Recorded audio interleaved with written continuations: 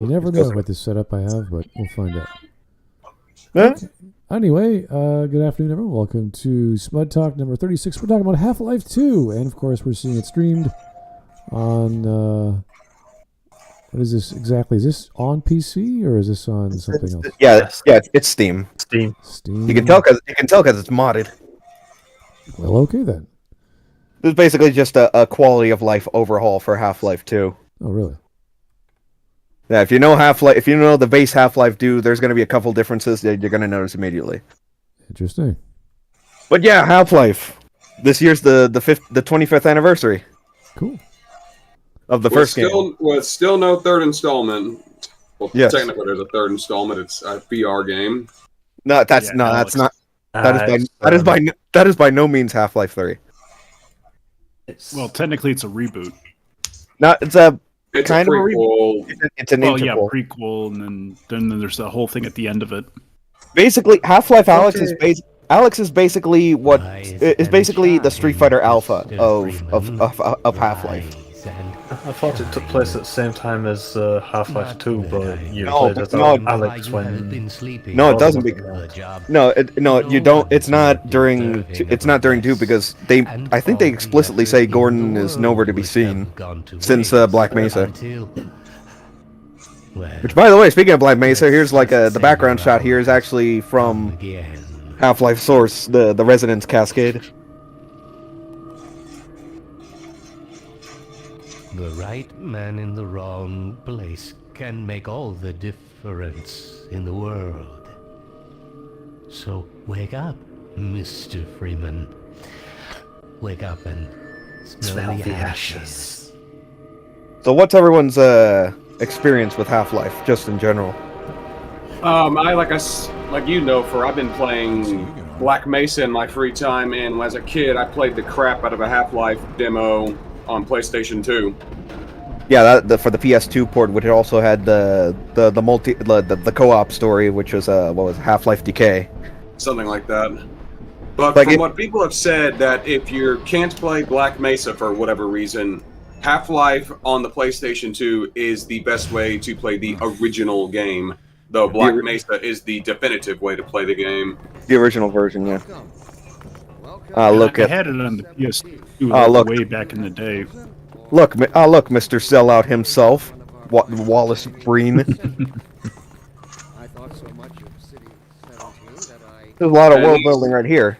It's like obviously the Combine, the tyrannical force, but you notice if you played Half-Life 1, you'll recognize the Vortigaunt. And notice that humanity aren't the only ones being subjugated by the Combine. My experience was when it was first coming out on Xbox, I think it was Xbox 360. I saw a bunch of interviews about it and a couple of, gameplay footage on the original Half-Life, and decided to start playing it because I saw my cousin playing it on PC before, and it looked like a really big upgrade from the previous games. Yeah. But yeah, I started with Black Mesa as well. I'm just like, I ultimately got into. It's weird that I kind of got into all the big Valve franchises like in reverse order. It's like I got into TF2 first years ago, and then a little bit after that I played Portal, and then now finally at the end of 2022 I'm playing Half-Life. No.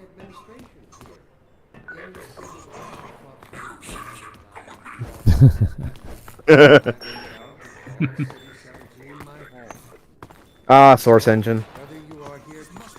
It's got its quirks.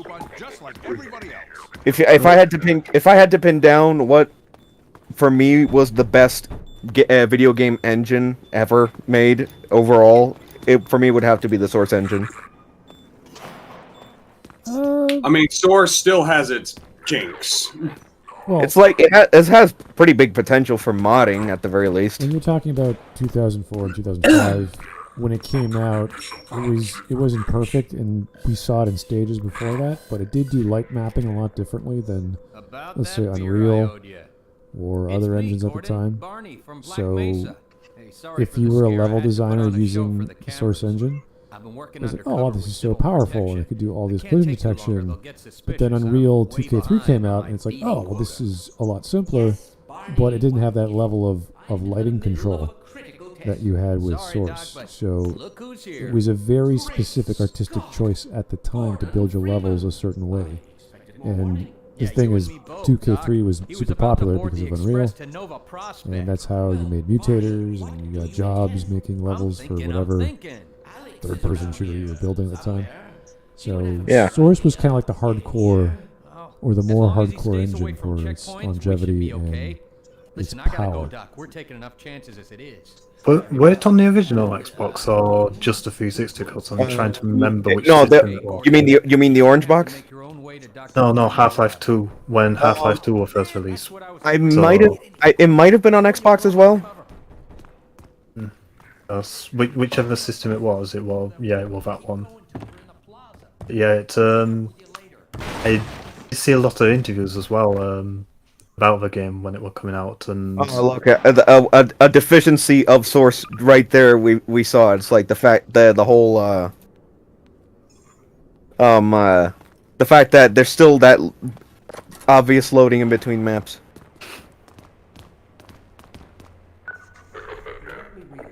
Ah yes, the physics engine. One of the best physics engines ever made, honestly.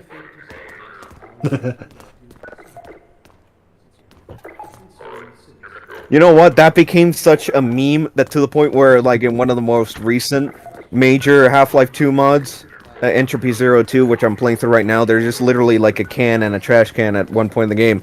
You get an achievement for picking up the can, and another for putting it in the can, for putting it in the trash. That's actually pretty funny. Nice. Is there an achievement for picking up the bin? And No, it's just pick up the can. One for picking up the can, one for putting it in the trash. Which is like, it's a reference to that bit we just saw right there. Also, very dystopian right here. Yeah. And from the very beginning, the game gives us the logical endpoint of the experience, which is the big dick right there, the Citadel. The big dick right there, tower, aka the Citadel.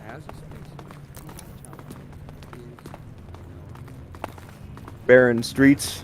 See the effect of the conquest. We won't be seeing that guy in this Smudtalk. the Strider.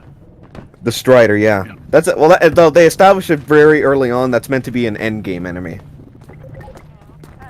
Yeah, you need. There he is again.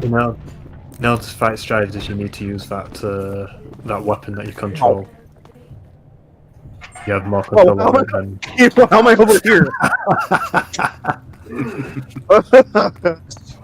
That's some knockback. First the building, then the whole block. There's no reason to come to our place. Don't worry, they'll find one. Also, this is the same guy talking to himself. Not just in appearance, but in voice as well. That's both those guys are John Patrick Lowry, aka the sniper in TF2. Ah, the Source Engine. It's got its limits.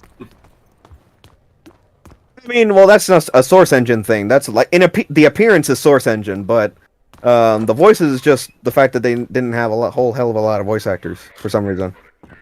Wasn't until episode 2 where they started to get more people for like the generic NPCs.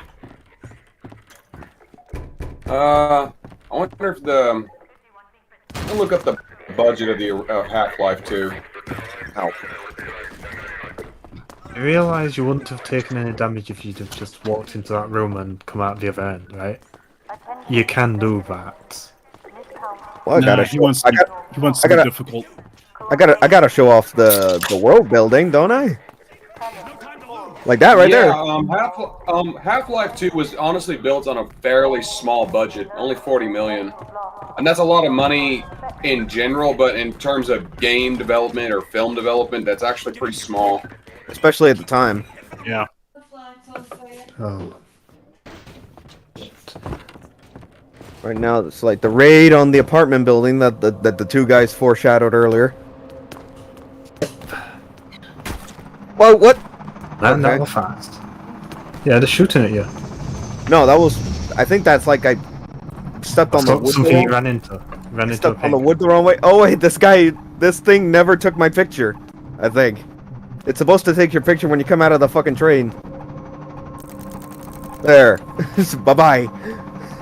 What, to get you registered or something? I think that's the reason, yeah.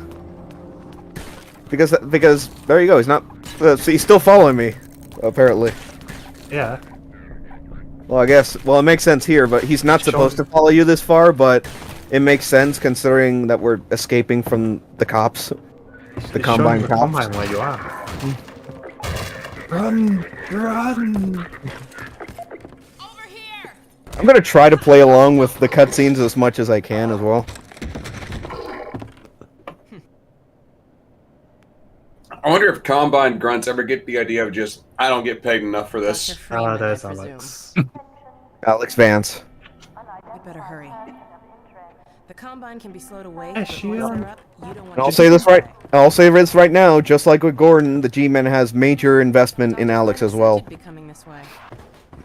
I don't think it I'm gonna occurred to say her that she might not you have a don't map. really. She doesn't really do much for you specifically in this game, does she? Not so much here. They expand. My father worked with you. Yeah, not in the base game. They expand on that more in the episodes. They expand on it, but Yeah. here, she doesn't do really all that much at all, and yet people love her. Look at what she's wearing too. Remember him from Black Mesa? Your old administrator. Don't get my dad started on Dr. Breen. Through here.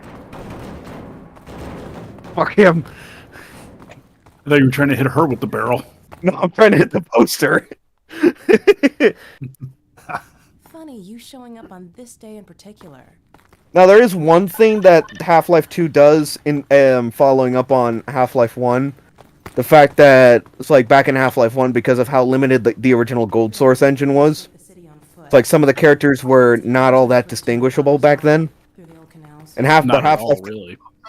next to nothing, but Half-Life 2 goes out of its way to pull 3 characters in particular from the Black Mesa incident, which are Eli Vance, Kleiner, and Barney Calhoun, which Barney already had his time to shine with Blue Shift, Nice to find like one of the Gearbox expansions for Half-Life 1, so... Meanwhile, here's and speaking of Kleiner... Where did she get to? Lamar, Well, come out of there. what I'm about to say, Thread already knows, but I thought Kleiner in this game was voiced by William Sawyers, aka Rigby from Regular Show. It sounds so much like him. I'd suspect A bit. plenty of trapping and my goodness, Gordon Freeman. It really is you, isn't it? I found him wandering around outside. Well, the surprise is mainly from the fact that after Gordon accepts the offer from the G-Man at the end of Half-Life 1, he's put in stasis for 20 years, which gives more than enough time for the Combine to establish themselves. You come at a very opportune time. Alex has just So much installed detail here. It's like, look at that. It's our resurrected teleporter. like the graph going straight into the trash. Your talents surpass her loveliness. The little mini teleporter here that foreshadows And it a moment does later. actually work. There's Barney Calhoun right there, and it actually works. Back and forth, I might add. There you go. Don't worry, he's coming with me. That's right, Barney. This is a red letter day. We'll inaugurate the new teleport with a Where's double that transmission. headhunter? You mean it's working? For real this time?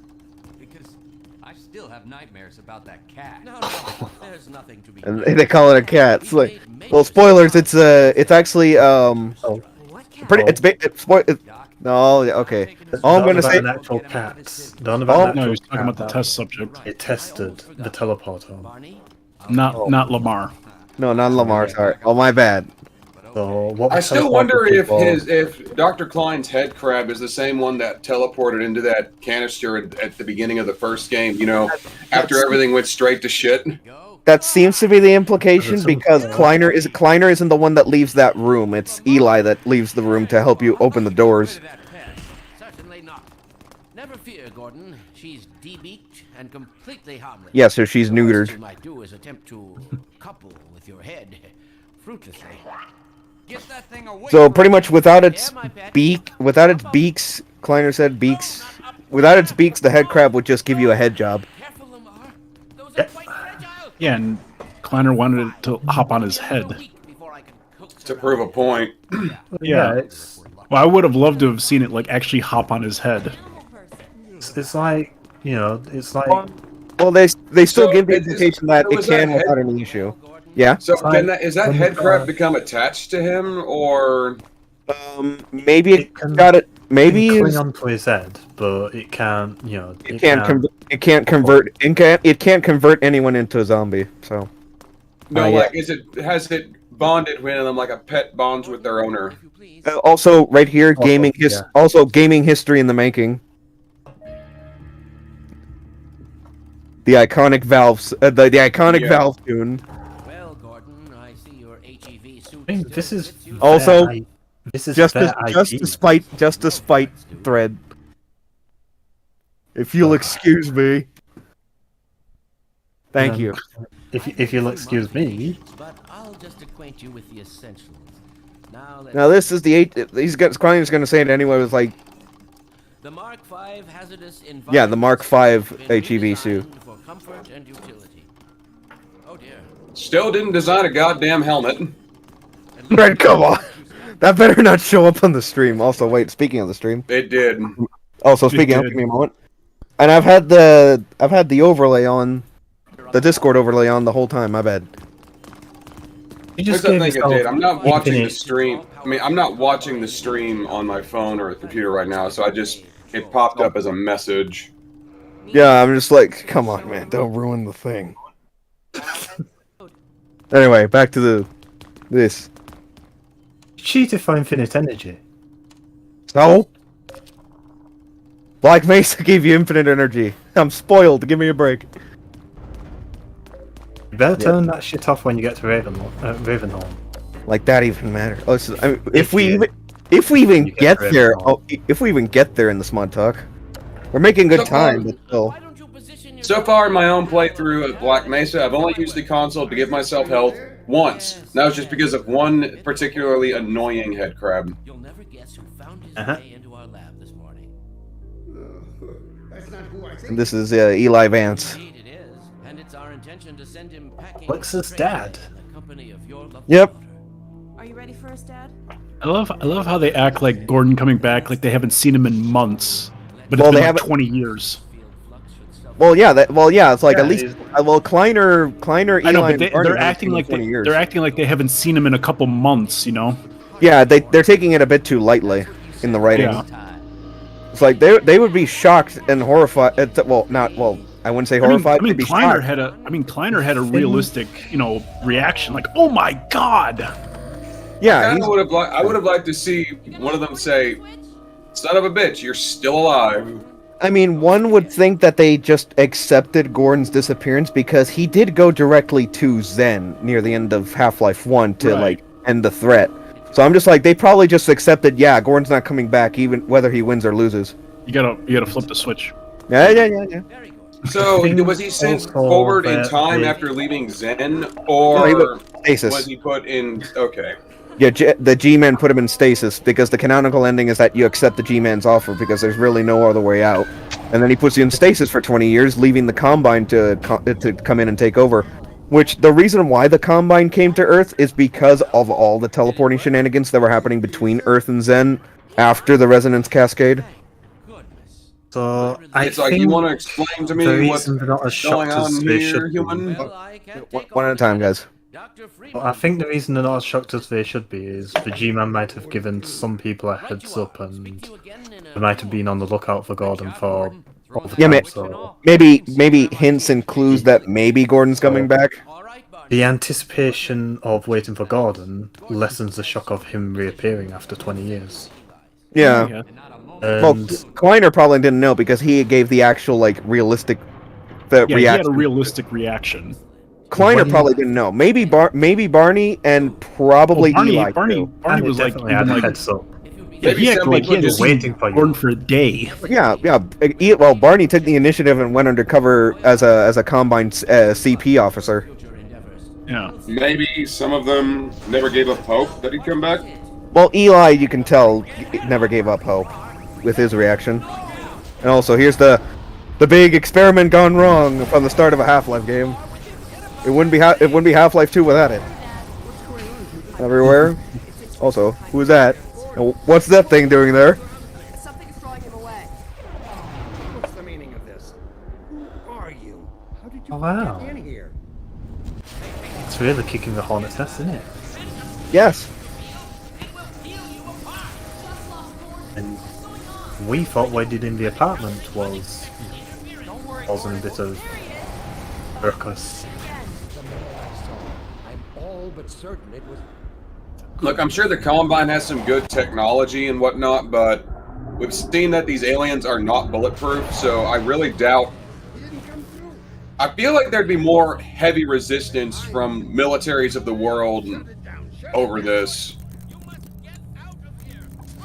Oh, did I do the skip? Did I do the skip? Like, I get that it's been Yeah, I did. 20 years, but... Yeah? Okay, you did a skip. Yeah, I did a skip. I jumped over the fence instead of going straight down to the floor and running through the stuff. Nice. Another look at the Citadel right there. Hey, Gordon. Those aren't So birds. you'd think there'd be more of a military The presence Citadel's on full alert. I've never seen it lit fighting up. against Get the out of City Combine. 17 as fast as you can. Also, by the way, Take again, old canals, not right? birds. They'll get you Not flying birds. fast. It's a dangerous Birds Well, are not real. network of refugees I mean, that- There are birds, but they're not birds mainly because they're coming directly out of the Citadel. I think you dropped this back in Black Mesa. Now, I asked myself how Barney got a hand on this crowbar, but if you remember back in Blue Shift, the way that game ends, it's like there's a crowbar right in front of him. He probably kept that thing for 20 years. Of waiting course, for you could also Gordon. you could make a comment that he's just making a snide comment about Gordon losing his crowbar, and he just picked up another one. I mean, again, Blue Shift ends with a crowbar in front of him. He probably kept the one he used during Blue Shift. And still, I'm gonna say it's pretty impressive that Gordon can swing a crowbar one-handed like it's a friggin' hatchet. Yeah. What? Wooden boxes in the way? Just hit the crowbar with them. Well, yeah, it's Half-Life. It isn't Half-Life without the crowbar. Unless you're Alex. Just like Bioshock with the monkey wrench. Yeah. Or some kind of Or weird wrench. melee weapon. Because the Infinite didn't have a monkey wrench. Actually, at the beginning of Bioshock, he'll say, would you kindly pick up a crowbar or something? That is a reference to Half-Life. Here's an immediate change. We get their stun batons, which is twice as powerful. Cool. But Nice.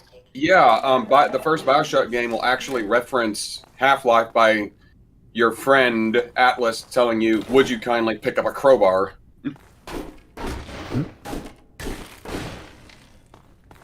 Or maybe I'm looking too far into it. Bioshock 2 doesn't have that wrench. It has a drill. So they all have different weapons. But Bioshock 2, you play as a Big Daddy, so it makes sense that you would have the drill. I mean, you sort of you become a Big Daddy at the end of the first Bioshock, so. Yep. Well, you put on their armor anyway. Into the voice modulator thing too, I think. Yes, the voice box and the suit, but you don't actually become one. You just wear their stuff in order to get a little sister to help you. All to open a door.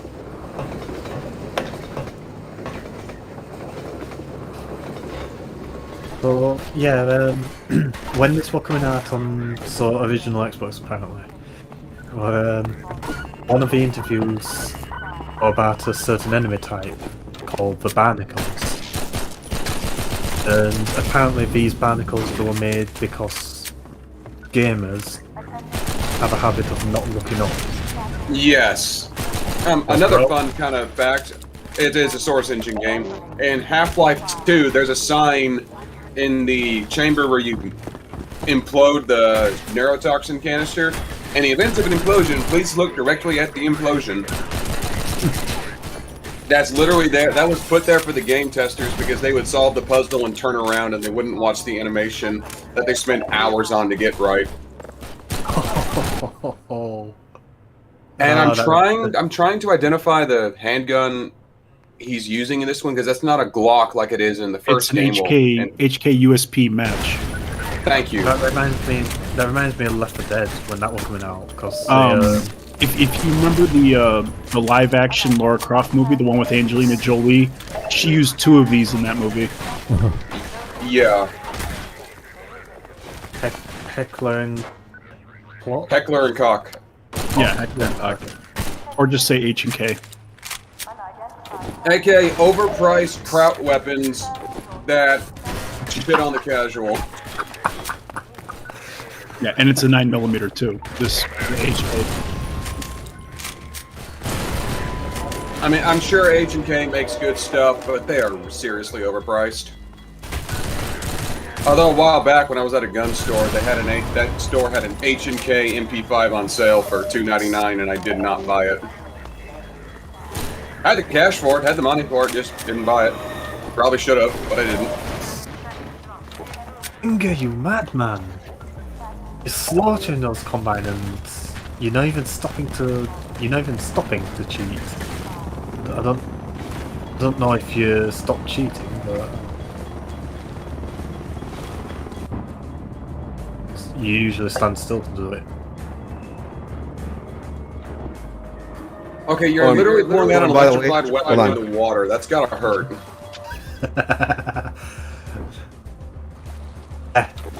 Only when you use it. Okay.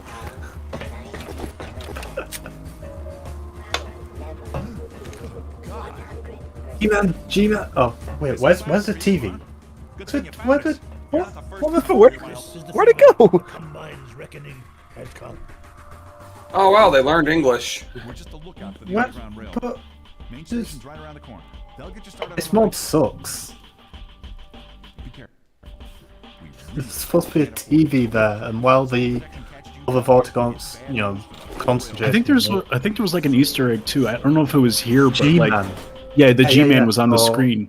Yeah, but the TV on the screen, but the TV disappeared. But the TV's not there. Yeah. The TV was there for a moment, and then it just disappeared. That's probably just the Source Engine having a seizure. How? It's like Source Engine runs on a potato. I mean, yeah, but the Source Engine still has its quirks. Yeah, it doesn't take much to run Half-Life, which is a good thing. It's just the engine itself has its quirks. I'm just like, did I die? No, I actually got hurt on the split second that a new map loaded. Yeah. Come on. Thank you. Right, so the barnacles, they're these things. So yeah, I hate these things. They exist because gamers have a habit of not looking up, and they're stationary so that they're easy enough to find and avoid if you do decide to look up. If you're just observant. And that's all. Yeah, that's all on purpose in the design. And their only attack is you walking into them. So it's just something to punish you for not paying attention. Yep. It's not like they'll attack you just because you enter an area. You have to literally enter their area of effect. They kind of remind me of certain predatory animals in the ocean where they just kind of sit there and wait for prey to come by. Like moray eels. Basically. There's a lot of jokes about the moray eel, but they're actually quite cowardly. Now, this is one of the many set pieces that Half-Life 2 establishes. Like this is part of what sets Half-Life 2 apart from Half-Life in general, apart from almost every other shooter out there to this day. So the fact that it's not just the same basic core combat loop for most of the damn campaign. There's always something different going on. Like this part right there is a lot of the same that happens. Like in the case of Half-Life 2, walking in a straight line and killing whatever comes in front of you, but that's pretty run-of-the-mill first-person shooter. Here's another change with this modded version of Half-Life 2. This is the second exclusive weapon, the emplacement gun. So if you're playing with this mod, you have an automatic weapon from the outset, but it has limited ammo. All the guns have limited ammo. Well, I mean that it's a one. Well, in this thing is a one and done. Once this thing, in a normal playthrough, once this thing runs out, you gotta wait until you get another turret. But because I just want to get a move on. I fucking hate the sentry guns in Black Mesa because they're always. Keep going, friend. That station was raided, but there's others up ahead. I'm gonna stay here in case. They're always pointing at each other, and if you touch one of them, chances are the others are gonna start shooting at you as well. Yeah. And it's also they're always put in spots where it's just like, surprise, motherfucker. And there's also a maze of lasers as well that you have to avoid. Okay, so realistically, just one of these would be an instant kill for you. Because look how much room there is to maneuver in this area. Not much. Yeah, you're supposed to let these things explode so that the way opens here, right here. Yeah, but the thing is, water does do a good job of retaining a blast, but you're still pretty damn close to those barrels. Gordon would be dead. Because even if the shrapnel didn't hit him, just the water rippling like that would be not good for your internals. Yeah, your insides would be liquidated. Yeah, the pressure wave. Well, actually, water is a pretty good insulator. They showed the. You guys ever watched Mythbusters where they shot bullets into water? And yeah, you can't bullets into water. You can't. You just can't shoot underwater at all in this game. Oh yeah, right. But what I'm saying is, in reality, if you fire a bullet into water, the bullet virtually disintegrates within the first 50 centimeters or something. It just completely gets destroyed. So, if an explosion... But what the thing is with explosives is that, the water does a good job of retaining the blast. The problem is the shockwave and ripples aren't good for your internals, and it doesn't completely stop shrapnel from flying everywhere. Oh yeah, I don't think it's going to be 100% safe, but the insulation itself, you'd have to actually do a kinetic recording of energy from the water to see exactly what it does. I'd have to find the video on it, but a guy on YouTube did a video explaining why jumping into water is actually not a good way to avoid an explosion. I mean, we're seeing it right here. I'm still taking damage. It's just because of compression.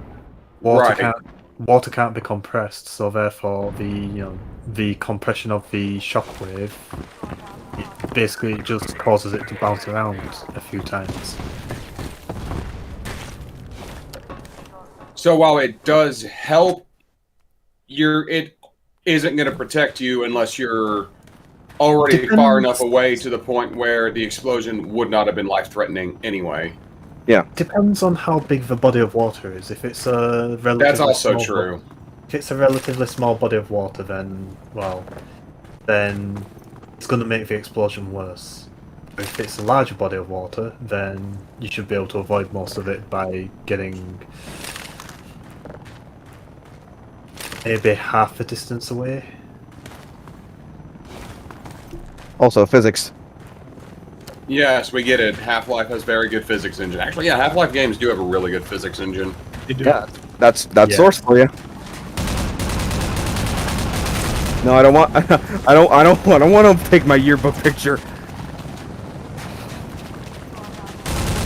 Getting flashbacks to high school, Gingaman.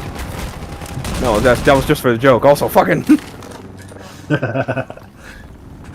making a break for the door. Block it. Out those barnacles. I'm so proud of you. I haven't been caught by a single one. Yet. I mean, his first time playing Black Mesa, by this point he'd have been caught about a dozen times. I mean, I've only been caught by one barnacle, but that's just because it was in a spot where it was actually well hidden, where even looking up I wouldn't have seen it. Because I didn't see it till I managed to break free and actually cut around the indent where it was hiding.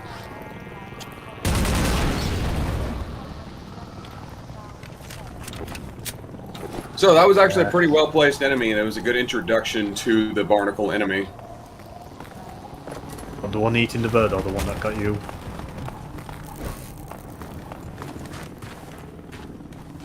Earth. What's that? The one that ate the bird in this, or the one that got you? I honestly don't know. The one that you're calling a great introduction.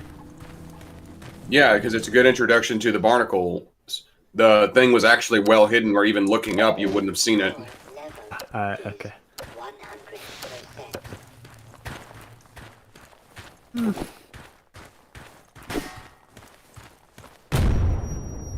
Yeah, because that's how fuel canisters work.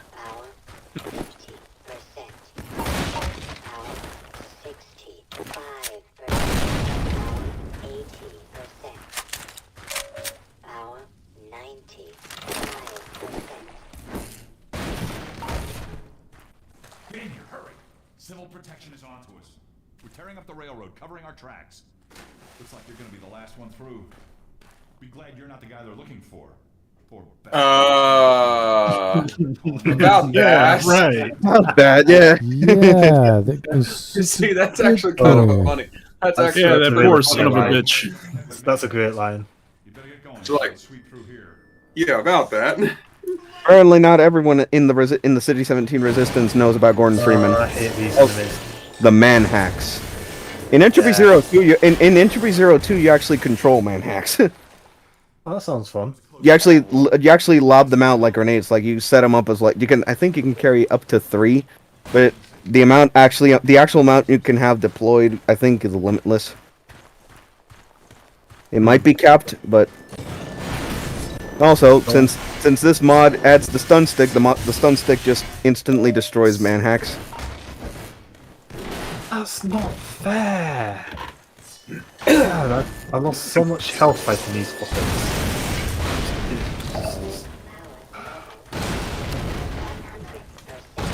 Okay, so apparently cool guys don't look at explosions.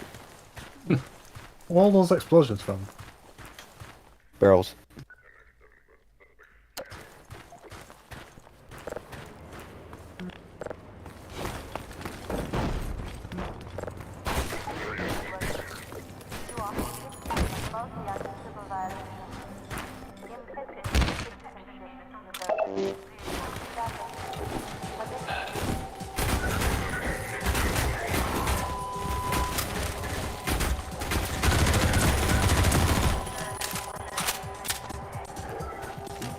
You might have benefited from shooting one of those barrels.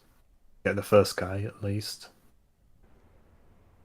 Why would I need the barrels when I can get these? Cheat codes again. Not cheat codes.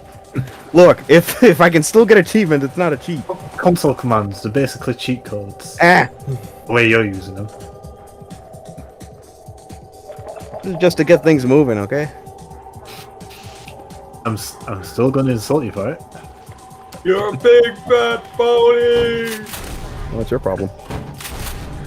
I don't know, I just felt like quoting Family Guy. What? Interesting how the SMG in this game is the H&K MP7. Yep. And it's got an underbarrel grenade launcher.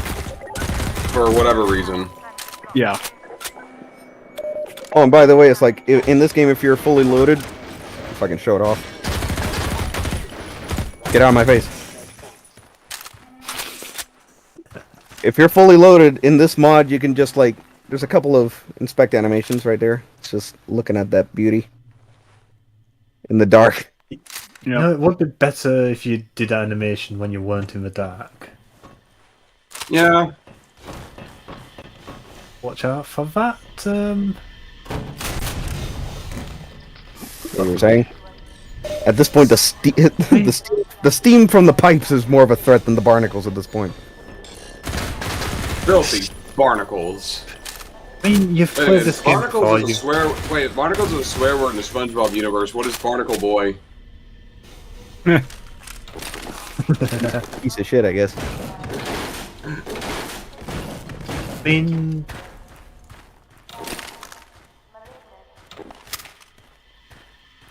Is it a swear word? Or is it just something people use as an expletive? I think it's more of an expletive. With barnacles. I've read a Yeah, few. like they always use it as like a pseudo swear. I've read a few Tintin books, and the drunk captain was always drinking whiskey. He used to keep saying blistering barnacles. And, you know, there's actual swear words he could be using.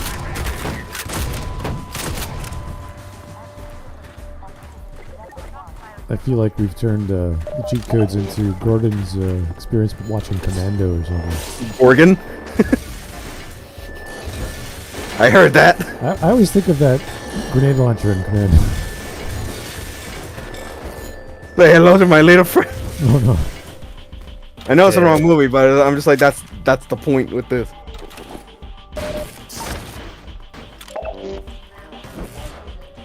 This is all just the escape from City 17. Yep. Well, they give you some good weapons right out of the bat, don't they? Also.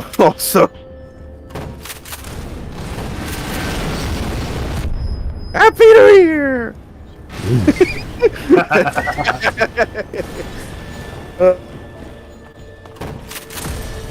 Is that what that's for me? There you go. Gotta go up here. Excuse me. That's one of the ways to get there. I think you found another way, didn't you? Stacking barrels, I think. Yeah.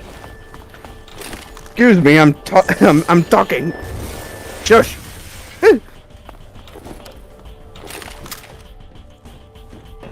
Right. So there it is. Letting the water raise. There's a, if I remember in Half-Life 1, there's a similar sequence, at least in Black Mesa. Seraph was going through that last night. We had to flood the weird Lambda. whatever it was called. You had to flood up the water canal so you could get access to a broken ladder. You know, and here's those things, like, if you've been using the stun baton this whole time because it does double damage compared to the crowbar, it's like this part right here is pretty much an unintentional tutorial for why you shouldn't use that damn thing in the water. Because you gotta hit. What I did last night, I got through the freeze. I got through the the office complex, and apparently a meat freezer. The meat freezer. What kind of research facility has a meat freezer? For cold storage for specimens. Yeah, but it had a whole side of beef in there. I don't know. Maybe that's where they also put the cafeteria food. I don't know. That's the Black Mesa mystery meat right there. Like what kind of friggin' research facility has a whole side of beef? Just thrown into storage. Wouldn't they just buy friggin' instant frozen potatoes or something? Instant frozen all-purpose patty.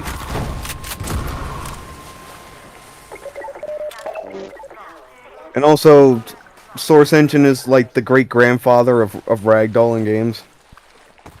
You know, I don't think they're trying to kill you because you're Gordon Freeman. I think they're trying to kill you because you're using cheats. Oh, shut up. I think they're also trying to kill you because you went and kicked a hornet's nest and they realize you're a threat to their operation. That's literally what it is, because we ended up popping in Breen's office at the beginning of the game. And he's using cheats. That's, well... Think of that what you will, but it's like the real reason is that Breen the thing is that Breen, you popped right into Breen's office, and unfortunately for you, the Resistance, and everyone else, Breen knows exactly who you are, especially after the events of the Black Mesa, especially after the Black Mesa incident.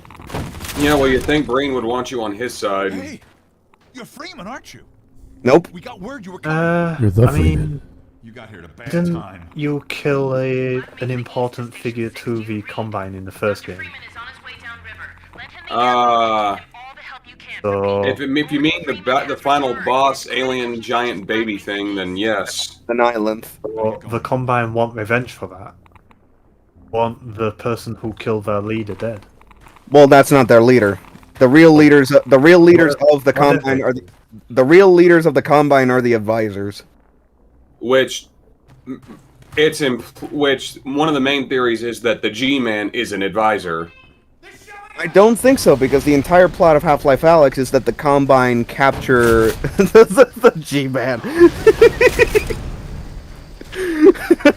Oh my Ragdoll, I love you.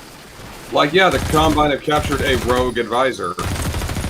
Like, that's the theory.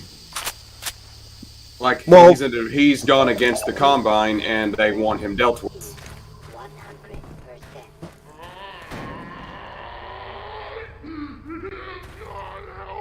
Yeah, he's fine. Oh, and then you see zombification firsthand. What the fuck just happened? He just fell over and died. Now he died. Just his time to go. No, he fell over and died. He didn't even... What was all that weird?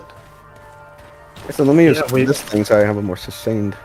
So we're told that the Headcrab zombies, when you play their sounds backwards, they're saying, "Oh, help me, help me." Yeah, something like that. You sure wasn't anything in Portal that was played in reverse, but when you put it normal, it's the zombie and the Headcrab zombies?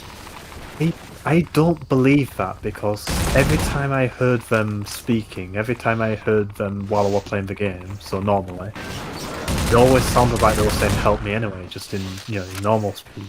Yeah, that's actually been confirmed. You play the Headcrab, if you play the zombie audio in a certain manner, they're crying out for help. Yes, that is true. So those are still people in there you're killing. Yeah, they're still crying out for help no matter what. So yeah, you're still right.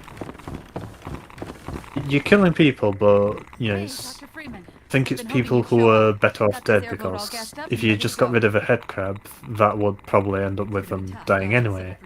Yeah, I can just hear the Geiger counter just ratcheting up, and I'm like, yeah, you guys are screwed. And well, they have all the floorboards to walk on. Yeah, but you're still going to be absorbing the ambient radiation.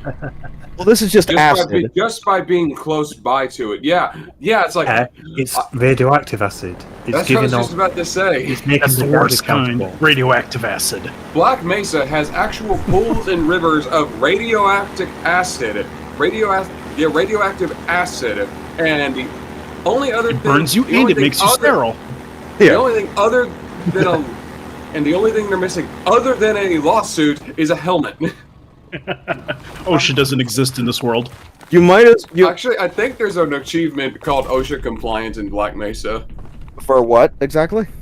I don't know what you have to do, but there is an achievement called OSHA compliance in Black Mesa. I don't remember exactly what it was. That's probably one of the newer achievements. I'm gonna bring it up. Yeah, go ahead and look it up. But now here's the speedboat section, which is one of the more infamous sections of Half-Life 2. Yeah, not everyone likes it. To quote Todd Howard. Well, again, yeah, it just works. But I'm just like, this is still this section is ultimately necessary because it's still pretty much the connecting thread between Act 1 and Act 2 of the game. Yeah, there he is.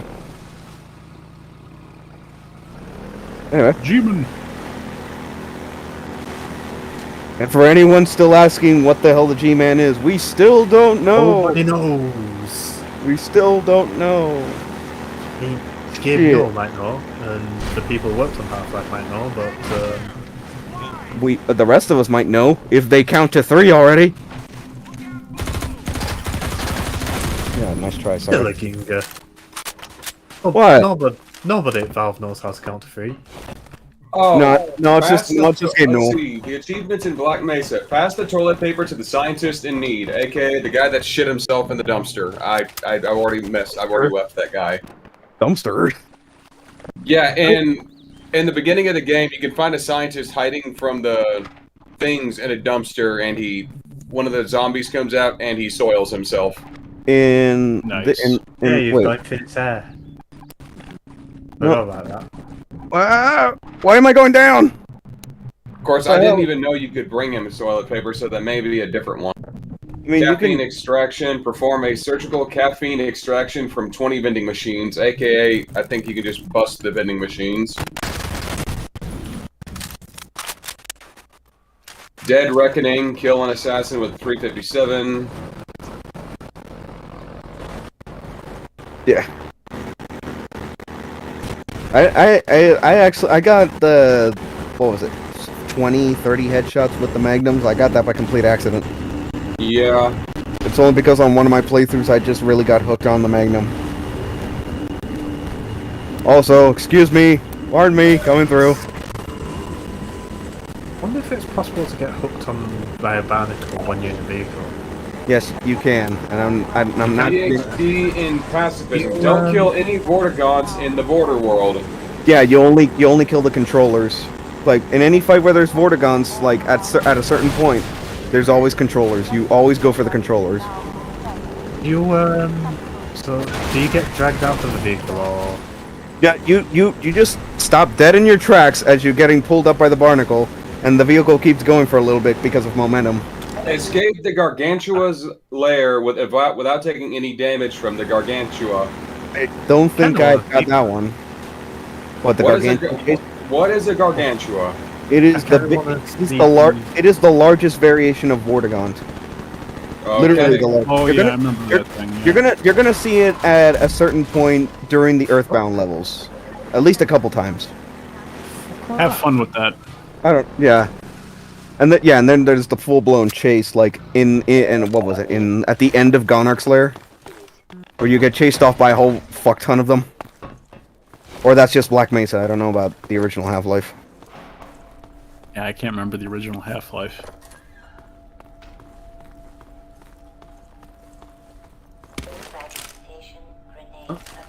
Is more what is it? Immersive world building or? Yeah, there's the it's immersive storytelling. Sorry. Well, we got this is mandatory. We've also got the Combine APC right there, a couple of them.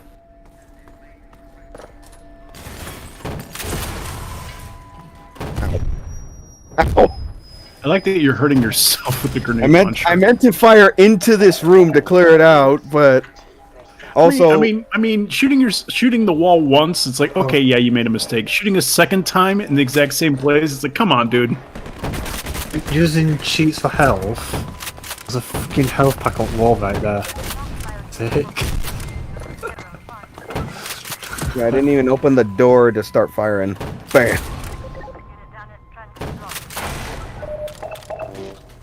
Who fucking cares? There's so much health, ammo, and energy all around in this game. If you know. Another example is like you go immediately for the valve because that's what you're trained to do. You realize the thing, not only is the valve damaged, the thing is stuck on the barrel, so you blow up the barrels. Therap's phone, shut up. Yeah. That was just a weather update.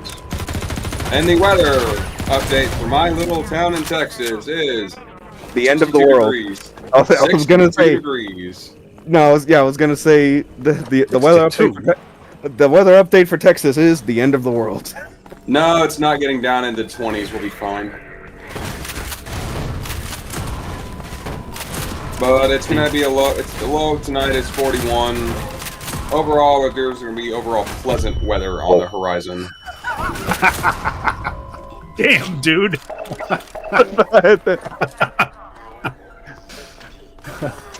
My aim needs some work. You don't say.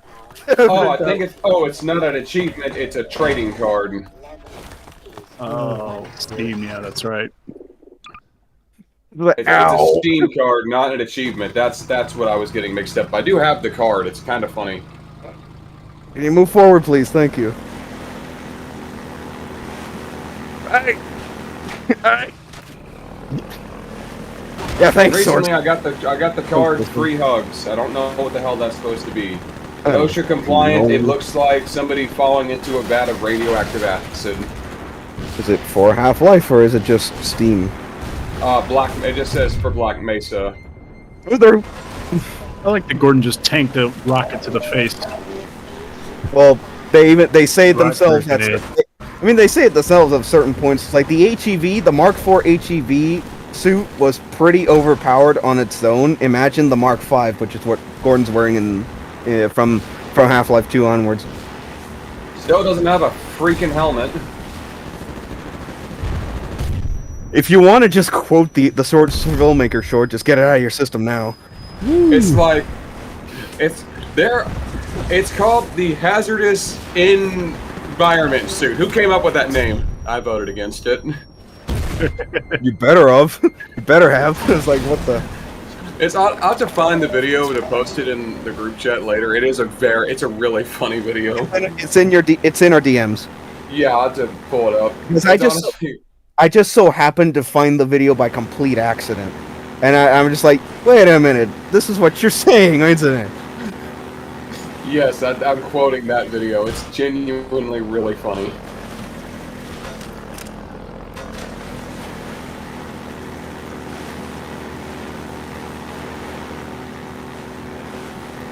If I rode a motorcycle wearing only that, I would be breaking the law in 30 states.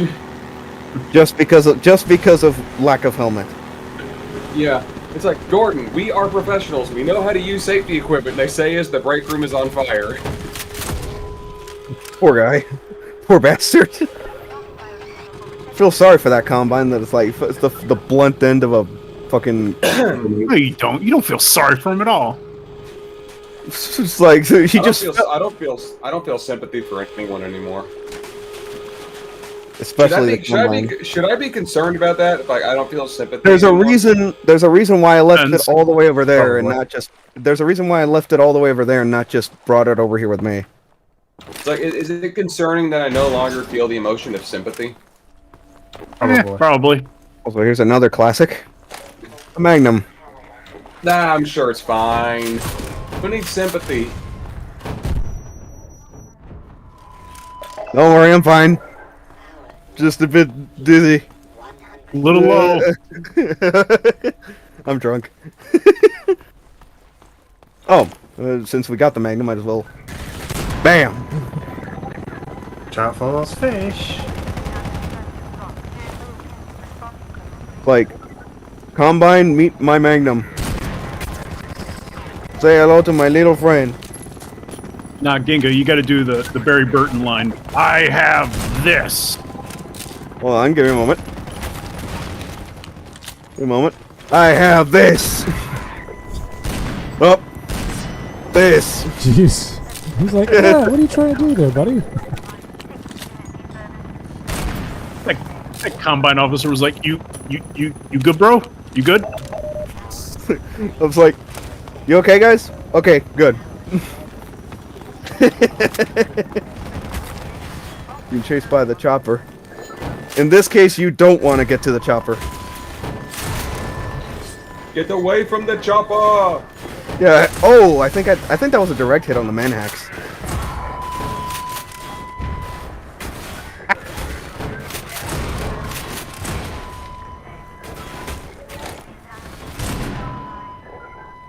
He'll be fine. I'll walk it off in the morning. It only hit him in the knee. Yes, man. You know what happens when you shoot someone in the head? They go to sleep. No, you heard me. It was in the knee.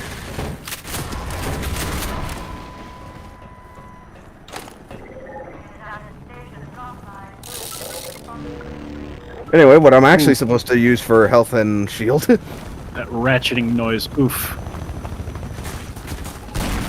Hey.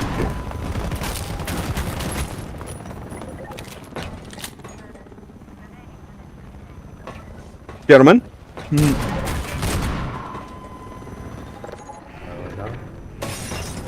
Like, yeah, right in the middle here of the ladder, the chopper will not hit you. That's a very good looking revolver. Yes, thank you.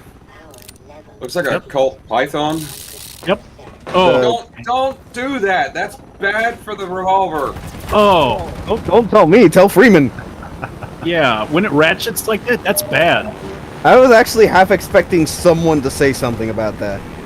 It's like, that's a good way to tear up the internal mechanisms of your actual revolver. Yeah, I know everybody thinks it sounds cool, but in reality, that's pretty bad. Like, there's a way you can do it properly. I have a single action 22 revolver where I can half cock it to spin it like that. But that's how I load it. It's designed. It's designed to do that. It's not designed to spin freely without doing that.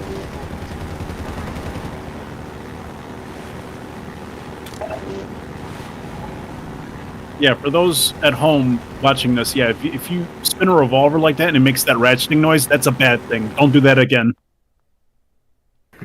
Like, you do it once, your revolver will probably be fine. Do that enough times, and it will break, and it will not turn anymore. You have to take it to a gunsmith, and you have to spend a lot of money on the guy to fix it, and him to call you a fucking moron. Yeah. As soon as you explain to the guy what happened, he'll be like, "You fucking idiot." Trying to get it again. There you go. Get angry. Suck it. Yeah, good job, the revolver ocelot. I don't think there are gunsmiths in the world of Half-Life anymore. Probably not. Well, I mean, hey, at least this time we have Vortigon magic. I mean, the Combine.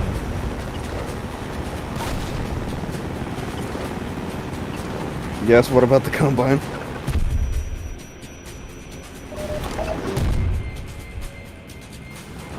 So I think they are gunsmiths, but they work for the Combine uniquely. Probably. I mean, it would explain why the MP7 has a grenade launcher now. And you did get that revolver from a Combine. I mean, I guess you could get. I mean, there are underbarrel revolver grenade launchers that just attach to a Picatinny rail mount. So I guess it's not out of the question that you could put a grenade launcher on an MP7, but it'd be a really small one. It's also not just the MP7. The MP5 in Half-Life 1 had one as well. Yeah, that's also. But weird. that was I think inspiration from that movie with Schwarzenegger, End of Days, where he's like trying to stop Satan. He had an MP5 with a grenade launcher on it. Trying to stop Satan from breeding. He had an MP5 with a grenade launcher on. Is that basically the Doom movie we never got? Probably. I mean, technically, we do. There is a Doom movie. It's not good. We don't talk about those movies. Yeah, they both suck. Isn't that two Doom movies? They both suck. But they do exist. Unfortunately. It definitely seems like they were made by somebody who was never. I think they were made by somebody who has never actually played or understood the concept of Doom. You know, like Doom 3 on the Xbox. It's not a survival horror. Well, Doom 3 was from the same people, and it was on purpose. So, is it the first or the second one that has Dwayne Johnson? The first one. It was the first one. I didn't hear what he said, dude. All I heard was first or second one, and then I heard explosions. He asked which one. He asked which one had The Rock in it. It was the first one. Oh, the first one. Dwayne Johnson. Yeah, The Rock. Okay, that's had to really fucking hurt Freeman considering he just got hit in the face by a 2x4. HEV suit. The helmet line. HEV suit and a thick skull. Thick head. The glasses protect him. Oh, no. Okay, pay attention here. Okay, now pay attention here. The glasses protect him. That building right there is a failsafe in case the motorboat falls off before finishing that stride there. So you can get another motorboat. No, not get another motorboat. If you fall off from that path that I just took before finishing it, it's like that little barn there has a elevator to bring the motorboat back up, so you can finish that path. Oh, convenient. It's a bit of it's a gameplay failsafe, but not. It's part of the design. It's not so much it's like you do this or that to get out of the sticky situation. I think this airboat's made out of the same stuff that the HEV suit is made of. I would not be surprised considering it's been 20 years. So this thing just flies off, what? Like a... I think that this is like one of those like Bayou motorboats. It has the fan in the back, I think. Yeah, it's an airboat. Okay. Yeah, it's an actual airboat, like a Bayou airboat, to that effect. Yeah, let that loose. Yeah, here's it's like another physics puzzle. They give you just enough to work with. I will say that sometimes the environmental puzzles of Half-Life can be a little cryptic. A little bit, but it's just a matter of looking around. Once you look around, oh hey, there's a ladder. You go up. You follow the path. You realize you gotta weigh the thing down. Oh hey, a washing machine. Can I push it? Yes, I can. I'd rather it be cryptic rather than the game like holding your hand. Like no, it's not. It's not holding your hand. You can't see the You almost can't see the washing machine from here. You're supposed to look around. You see the ladder. You go up. You see a washing machine. That's heavy. Put it down. Right, but I'm saying the game's not telling you the game's not prompting you to push the washing machine over. Yeah. I'm going to say, the way I see it, the best way to do environmental puzzle is don't blatantly tell the solution, but guide the player in the right direction. Like exactly. Half-Life 2. Do something to bring just enough attention to it where if you're observant, you'll notice it. But if you're not observant, when you go look up the solution, you're going to go, holy God, I am a fucking moron. Well, the irony is that at least with Half-Life 2, I did not look up a single goddamn thing. I mean, I've largely figured out Black Mesa on my own. Like, there's that one environmental puzzle in the meat freezer where I didn't know what the fucking hell the crank was doing until I noticed the meat hook moving. Like, oh, I see, I'm making a bridge. More and more, we're seeing here all the outposts of the Resistance, as well as more and more Vortigaunts working with the human Resistance as well against the Combine, because again, they do have that common enemy.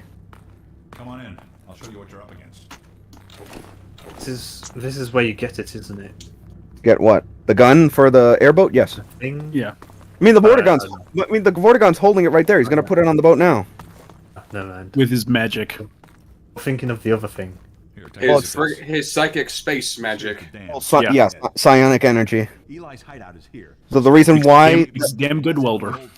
Yeah, the reason why the Combine, subjugated the Vortigaunt like the way they did is to harness that energy for their own means. But Gordon ended up interrupting those plans during the final quarter of Half-Life 1 in the Zen part of the game. Magic. Ooh. There we are. That gun came off. Delicious magical science. Take that chopper down, and you should be able to tear on through to Eli's place. The Freeman will accept this weapon or suffer greatly on the road. You notice his hand clipped through the wall. It's like, in other words, dumbass, you're going to use this weapon or they're going to fucking kill you. It's not overpowered either. They do put like a cap on how much you can shoot at a time before it recharges. Yeah. For some reason, that reminds me of when I'm playing Tom Clancy Wildlands. I like using the grenade launcher to take out choppers. It's not realistic, but it's certainly fun. Just funk.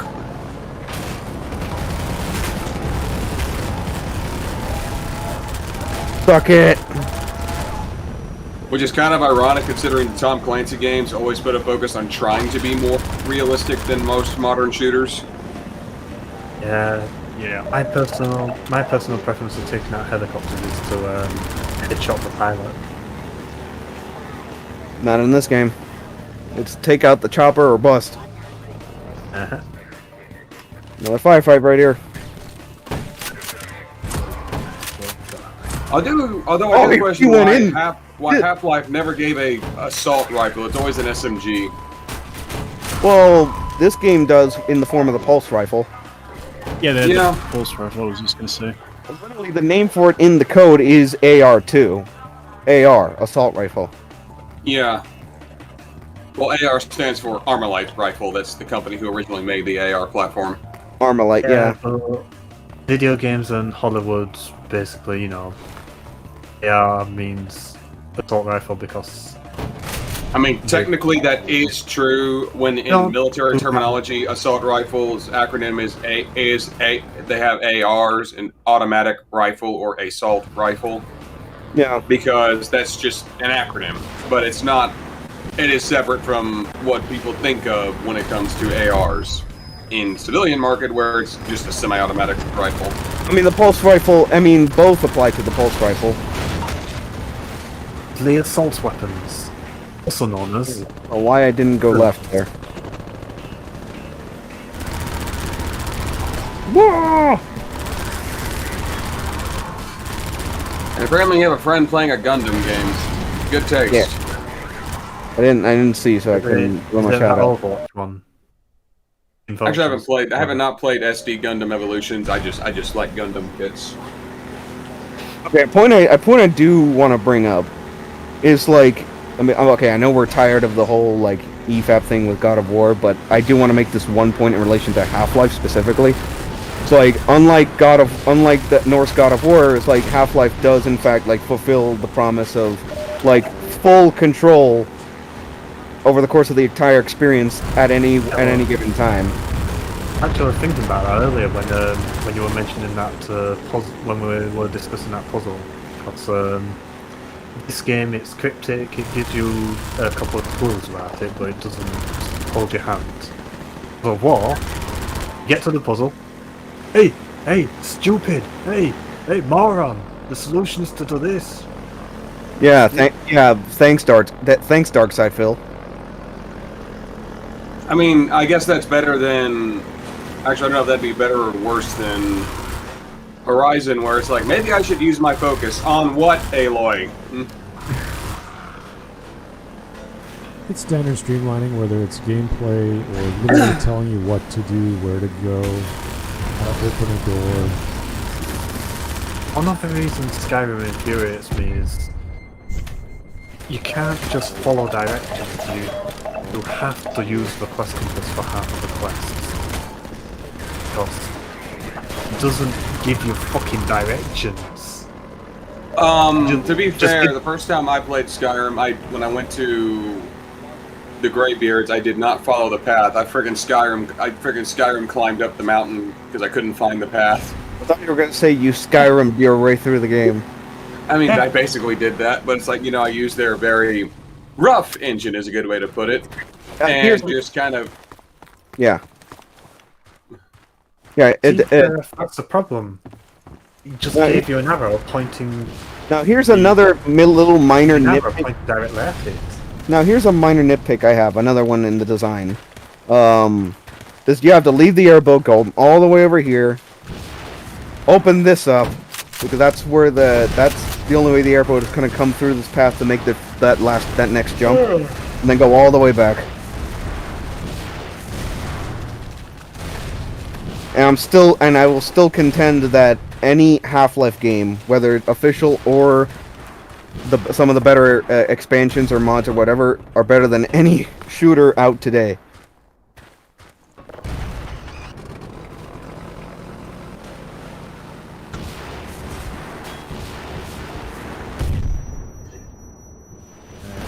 Thinking more rockets right there. Yeah, it's like you pretty much gotta go. You gotta go in a circle. And don't anyone dare say all square how these squares make a circle. All these squares make a circle. All these squares make a circle. Of course they do. Figures. How do these squares make a circle? And you're still green. I fucking love that context. And now, here's technically the first boss fight in Half-Life 2. We finally take out the chopper. There it is. Call of Duty ain't got nothing on this.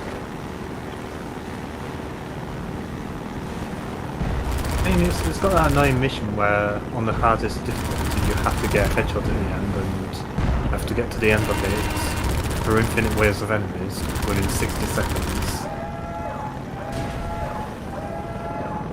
Mission is so fucking stupid. It's like the thing is that helicopter's on fire, that the pilot is just panicking and hitting the drop bombs button. Or maybe he died and he's just stuck on that button. Could be. Well, no, they're dead. Get out of there! It's an AI.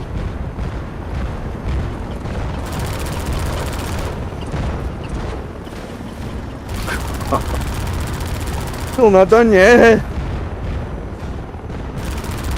Careful, lad. And it's done. And it's done. That was a lot less painful than playing Metal Gear Solid. 3 or 3? the first one. The first one, the Hind D. The Hind D is one thing. It's the mobile games that have those crazy flying mechs, all the armor. It takes 20 minutes to fight. Oh shit!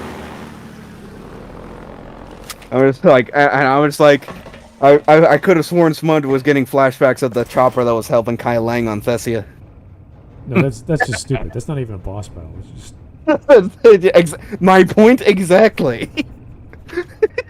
It's invincible. Then why are we shooting? I don't know. Why are we here? Like, do you shoot at the chopper? I don't remember. Not dying. Why is he dying? Yeah, you only shoot at Kai Lang. It's like it's only when you shoot at him enough that that it's only when you shoot at him enough that the chopper comes in. It's like time out, let him recover. It's like fuck that.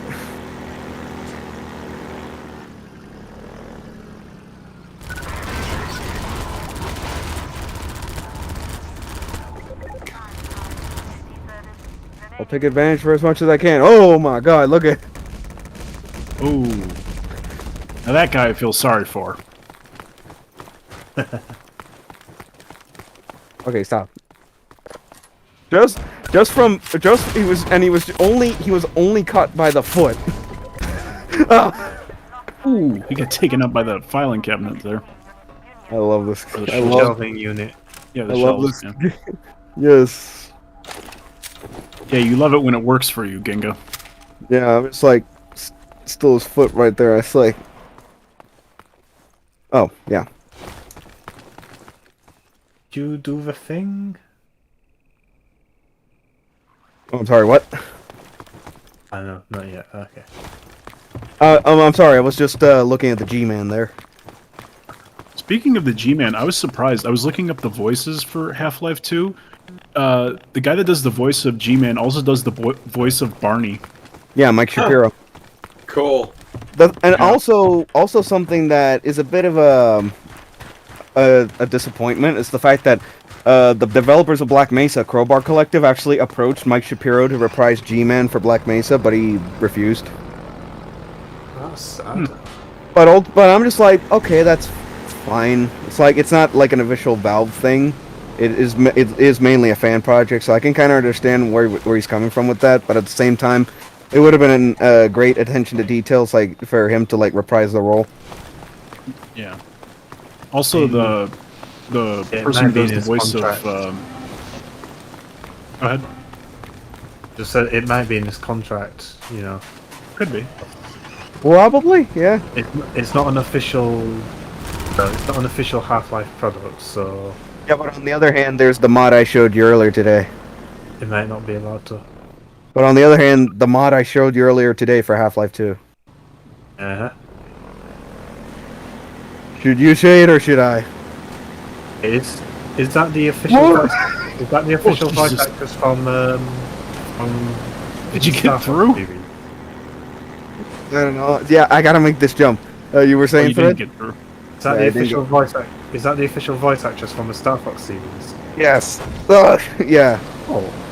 It's like it's a mod. Oh my god. So it really is Crystal and not just a really good. You know, the mod I'm talking about is basically a mod that replaces Alex in Half-Life 2 and the episodes with Crystal from Star Fox. Nice. That is. Yeah, and they actually got her voice actress to reprise her role, of all things. And she had retired in 2005 too, so it's like she was coming out of retirement to do this fan mod for Half-Life.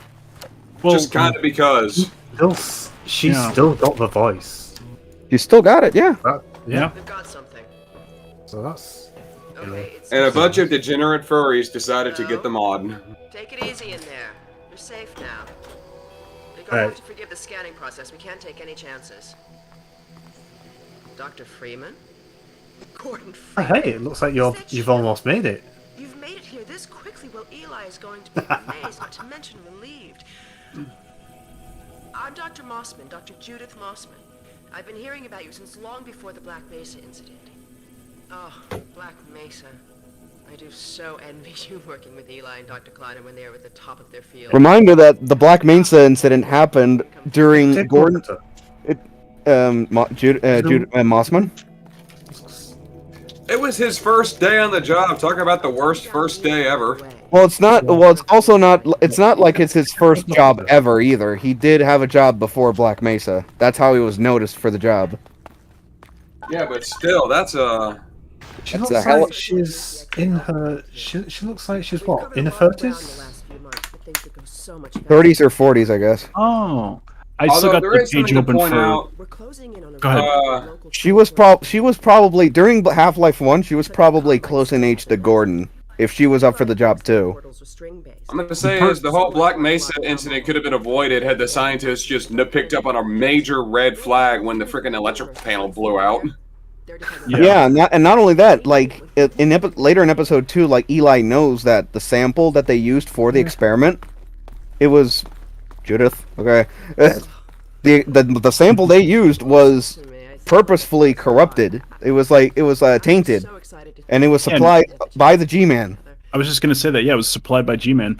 But I was going to say, the person who does the voice of Judith here is, if anybody remembers, she played Admiral Kane on Battlestar Galactica, the remake. Oh, really? Yeah. I've never seen Battlestar Galactica. Oh, okay. It's been a while since I've seen it. Yeah, me too, yeah. Another fun fact for voice actors, like the Vortigons in episode 2 are voiced by Tony Todd. Yeah. Cool. Also, the Black Mesa incident could have been avoided, even if not reading the red flags, if they would have just had the main power generators hooked up to the computer they were running the systems on. It's like, oh, shit's hitting the fan, time to shut off all power in the facility. I think it was either at Breen or G-Man's behest that they used the equipment just above capacity for the sake of the experiment. It's going to be a lot more like Black Mesa with Gordon here to help. Someone manipulated events behind the scenes to make sure the resonance cascade happened the way it did. That's kind of where the theory that the G-Man is a... whatever you called them. Well, people in charge of the Combine. Well, I say the advisors. The advisors. That's where the theory of G-Man being an advisor comes from. So it seems like the G-Man's trying to take down the Combine. That's why the theory is he's an advisor gone rogue. Why the Combine's after a traitor. And the resonance cascade looks like it was instigated by the G-Man. So it looks like the resonance cascade was intended to hurt the Combine. Fine scientist, Judith. She was up for your job at Black Mesa, but you edged her out with your Innsbruck experience. Yeah, you say that they show it right there. It's like Gordon's previous job before Black Mesa is what got him the job at Black Mesa instead of Mossman. The Vortigons said you were here. I can't believe you made it so quickly on foot. I believe he broke your... I think that was a cut line that this mod adds back for the sake of context.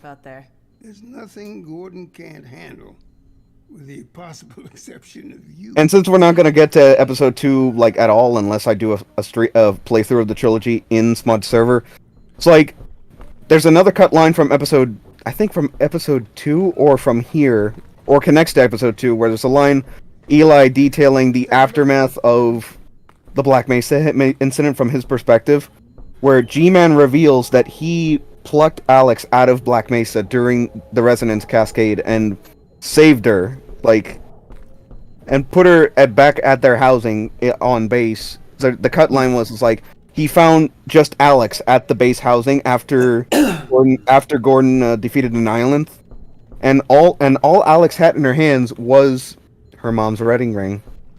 So you put it together, what could have happened as a result of G-Man's interference.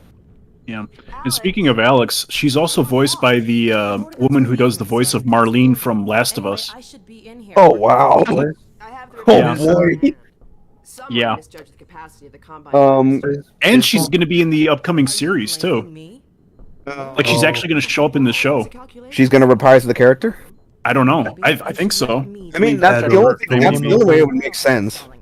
Yeah, the woman who voiced Marlene plays Marlene in. So the woman who voiced Marlene in The Last of Us plays Marlene in The Last of Us. Also, go ahead and check Eli as well while you're since we're going at voice actors. Yeah, she's good. According to IMDb, she's going to play Marlene in The Last of Us, the TV show.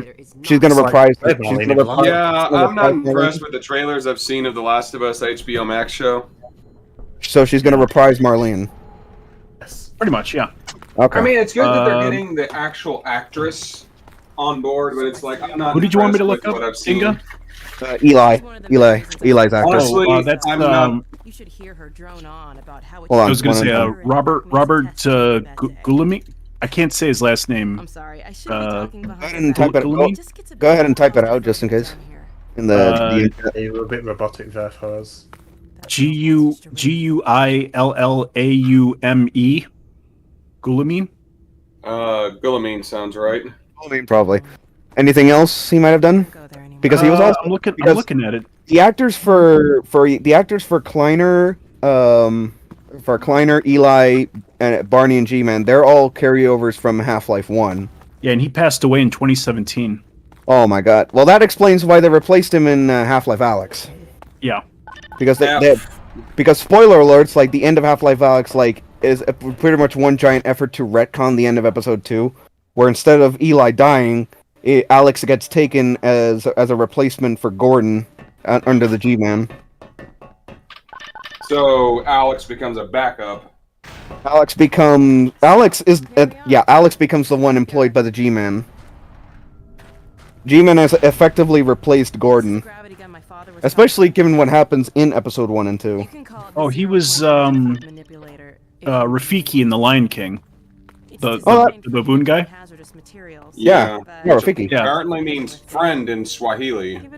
Also, the trademark weapon of Half-Life 2, the gravity gun. The gravity gun. And might as well go for the Easter egg that's up here as well. Let me just get up here. I need a box or a barrel. Let me just turn it over. There you go. The secondary trigger lets you grab things. Yep, you stay still. And throw them with the primary. So, anyone remember these? Gently by pressing your secondary trigger again. An HEV suit. Charging board. The charger. The charging station from Half-Life 1 from Black Mesa. Yeah. Neat. And that on its own is an achievement. Oh wow. Hey, the guy that does the voice of Kleiner, he hasn't done anything since Half-Life 2007. Yeah. Yeah. Yeah. So well, he was in DOTA 2 as the announcer. Dota 2 and Plague Inc. Evolved. Yeah, he was an announcer, and John Patrick Lowry was also an announcer, I think. Yeah, he was also in Plague Inc. Evolved as the narrator. I didn't know Plague Incorporated had a narrator. That makes sense. That makes sense considering it's Kleiner's voice actor, and he is the nerdy doctor trope for the Half-Life series. Of course, to be fair, I've only ever played Plague Incorporated on the smartphone. Yeah. Well, when you start the game Plague Inc. on Steam at least, there's a doctor who's doing an autopsy. It's probably him. So apparently there's another Half-Life game in the works right now. That's what I was saying. Supposedly Half-Life Through the City. Supposedly that's going to be Half-Life 3. Supposedly. Yeah, and according to this, you play as the guy from Opposing Force, Adrian Shepard. Oh well, that's just a side story. Right, but I'm saying according to IMDb, that's what it says. And Kleiner, and the guy that does the voice of Kleiner is going to be back in there, but like flashbacks. Of course. Honestly, it's like for the longest time. It seems like they're testing the waters to see if people still want more Half-Life. Which is yes. Especially after Half-Life Alyx and the big retcon to Episode 2's ending, confirming that they are going to continue the story at some point. Oh, I didn't catch that one. That's one. And also, here's another memorable character of Half-Life 2, Dog. Just Dog. Reminds me of the Nightkin from the Sierra Madre DLC in Vegas. And if you notice, they also have a bit of world building here too. Very direct. The fact that the same technology that powers the gravity gun, Dog is also built with it. because that's how he's throwing all this shit. Cool. Yeah. He's physically obviously since he's a robot, he's also physically strong. But he does have the same technology as in his I think his right hand. Yeah. Wonder if you can score the first time. Oh yeah, there's an achievement for this. If I can. Thought I was gonna get stuck. So that's a nope. Oh, hold on, dog. I gotta get this. You didn't do it the first time. It's over. It doesn't matter. You're done. You didn't do it the first time. It has to be the first time. He said, "I wonder if you can get it the first time." So it kind of, sort of, does have to be the first time. Do you mean the hoop or catching the ball? I don't even know. Not for the achievement. Not for the achievement. Just just in general. I wonder if you can get it the first time, and just you're slowing it down. Wait, what? We're gonna be here for the rest of the stream, aren't we? Yeah. Well, yeah. This is gonna be the last thing anyway. The last object. The last object he's gonna throw. So. Alright. So are we gonna make it to Ravenholm?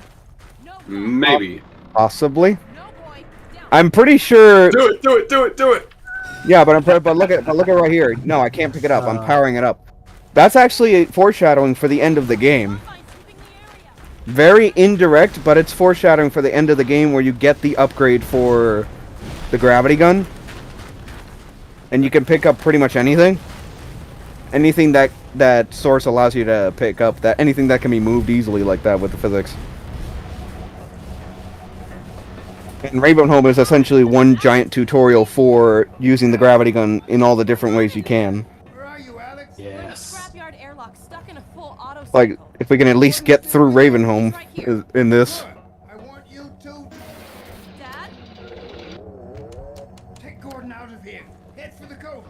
Do not go through Raven... Dad? What's that? Don't Do go not through go Ravenholm? Ravenholm. Yeah, well, fuck it. We're going through Ravenholm. You can't tell me what to do, Dad. Well, we have to. That's literally that's a bit of a trope in writing. It's like the moment in the writing they tell you you can't do something, you won't be doing. No, it's like the moment that you shouldn't go somewhere, you shouldn't do this or that. Sometimes, yes, you can, and you will. Like right here, so that piece. Shut up! I do what I want, Dad. Gordon, you need to get out of here. Oh, not really. Dog, take Gordon to the Ravenholm tunnel, then circle around and try to meet up with me. Hurry! You have an angry behind you. No, that was a Vorticon. They're on our side.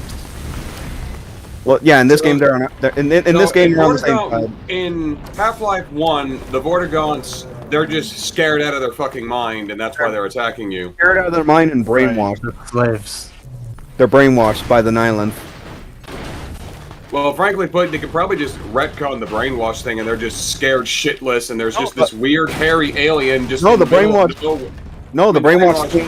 The brainwash thing was a retcon that Black Mesa put in. You're gonna see it when you get to the village in Interloper. Okay, but like, the thing I'm trying to say is, yeah, that they don't have to be brainwashed. They could just be scared shitless out of their mind because I've just been warped far away from my home and there's a giant hairy alien holding a weapon. What the fuck is going on? They're gonna be scared. That was and it's shooting at me. That was most likely the implication at first, since there was no other way to articulate the proper context. So it's like that was possibly the thing. Oh, and I also exploded those things prematurely. Those were canisters. Ow. Actually, no, I didn't get hurt. Never mind. Saw blade. In half.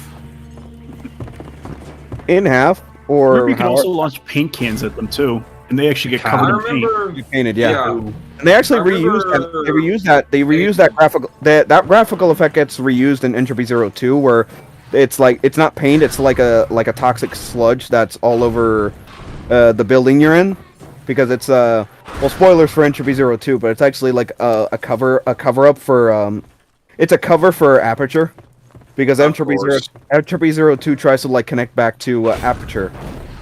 I remember a certain YouTuber saying Ravenholm was a really good horror setting in a game.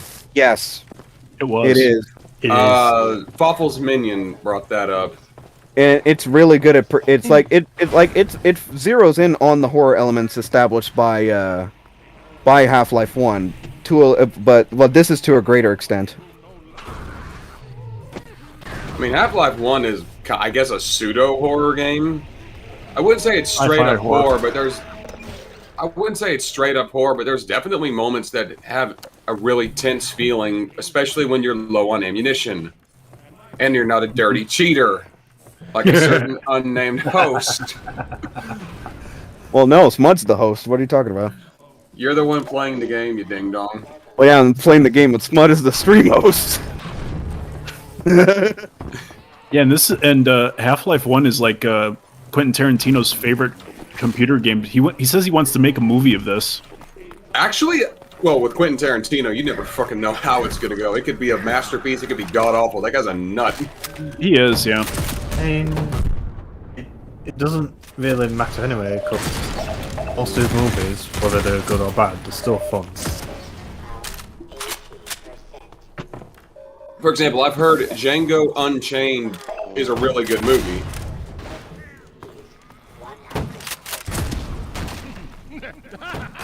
But yeah, that's Quentin Tarantino for you. His movie is either going to be phenomenal or terrible.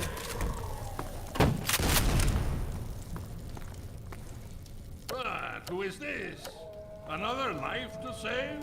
Do you think Gingaman's ever gonna play through Ravenholm without ruining it for him by cheating constantly? Yeah, no cheats allowed, Gingaman.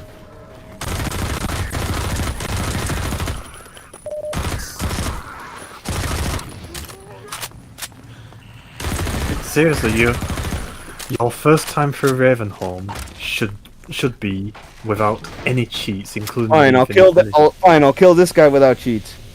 Like I'm trying to be, when I'm playing through Black Mesa, I'm trying to minimize using the console command. Barbecue zombie. Yes.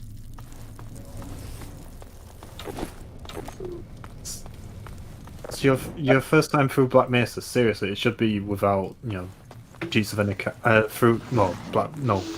Sorry, Ravenholm. I'll show this off. I'll show this off right here. Hold on. Like I might give myself a health kit from time to time, but I want to avoid giving myself ammunition. Oh yeah.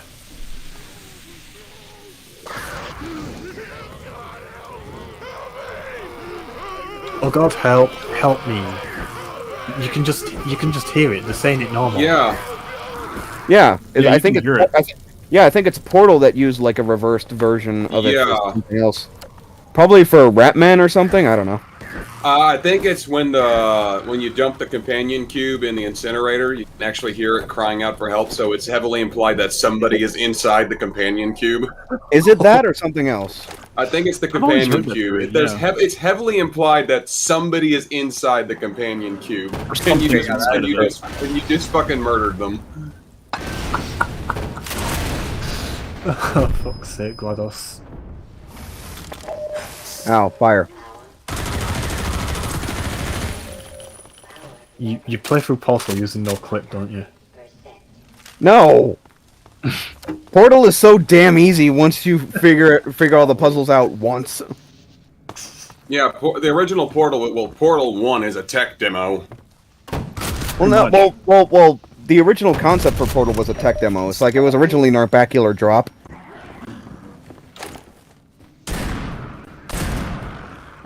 You missed! How could you miss? He was 3 feet in front of you.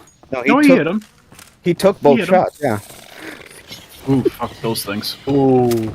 Those are the fast Headcrab zombies, right? No, those are the black Headcrabs. Those are black. Yeah, black Headcrabs, they hit you, they lower you down to 1, but by administering a poison. But and the HEV suit Mark V like administers the antidote, so you regenerate the damage. But the problem is if there's any other enemies, or you can't maneuver around things well enough, it's like another hit will kill you. Okay, I know there's an achievement, at least in Black Mesa, where getting killed by a headcrab is an achievement because the idea is that you become a headcrab zombie. Yeah, I think in Black Mesa you got to become a headcrab zombie at least once to get the achievement. Oh wait, I didn't turn this off. Come on. You did turn it off. It's just that you turn it back on again. So this guy in the Ravenholm has a series of traps set up. Yeah, Father Grigori. I love him. He's great. Yeah. I think he's been here on his own for a little too long.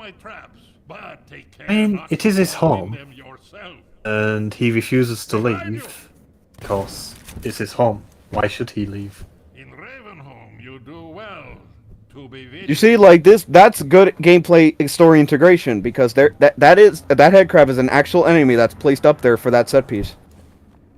Ouch. You missed. Let's try that again.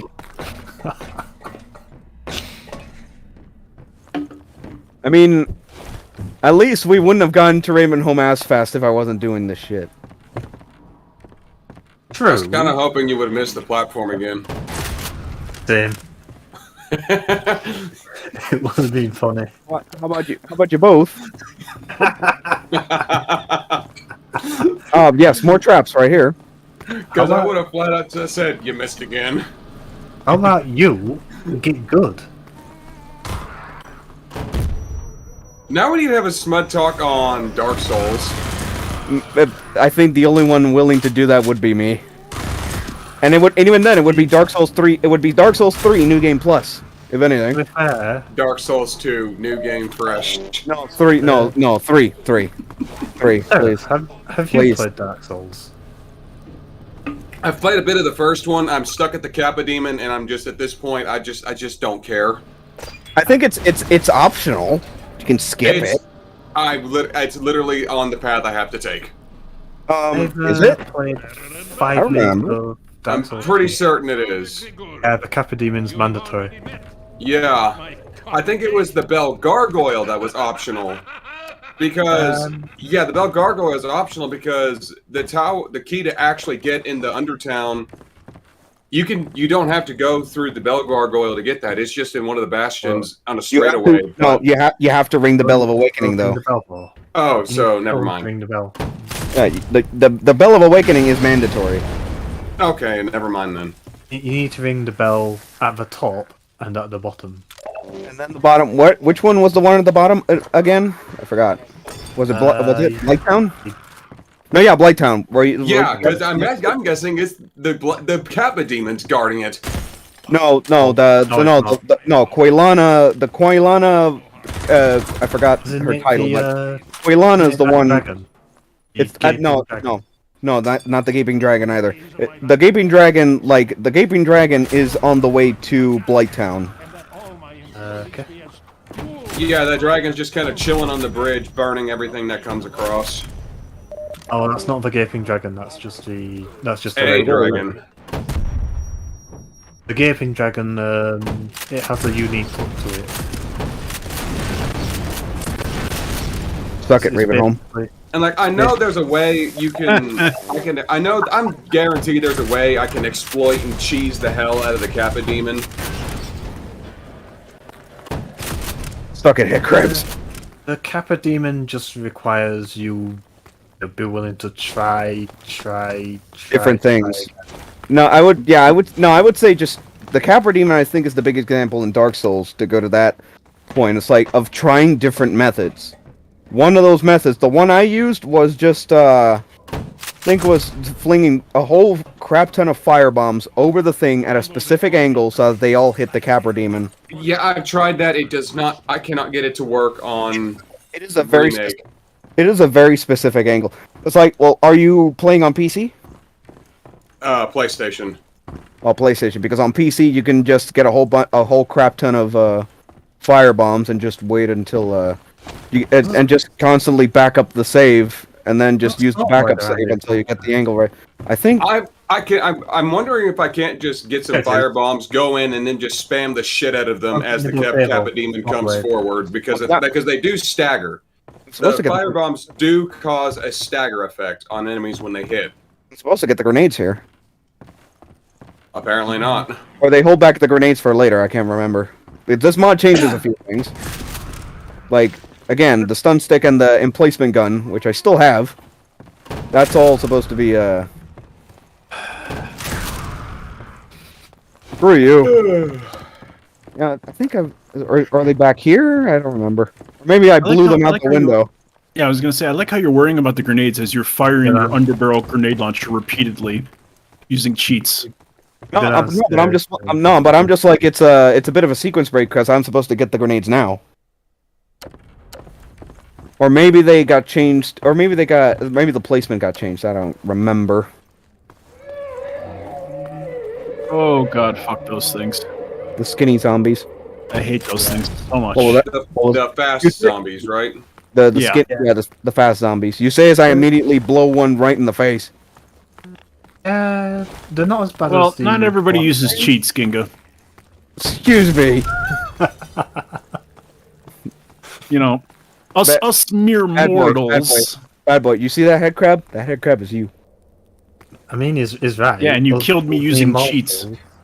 It's me immortals. Next time I see you use cheats, I'm gonna tell everybody your name is Yancey. What? Well, technically, he's still using them, you know. You know, technically speaking, he is using them still. I mean, I did do a second playthrough, and I actually did do Ravenholm legit.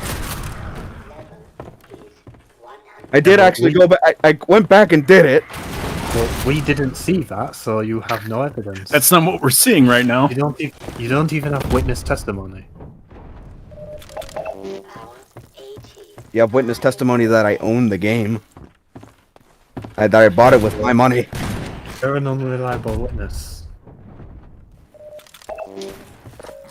Yeah.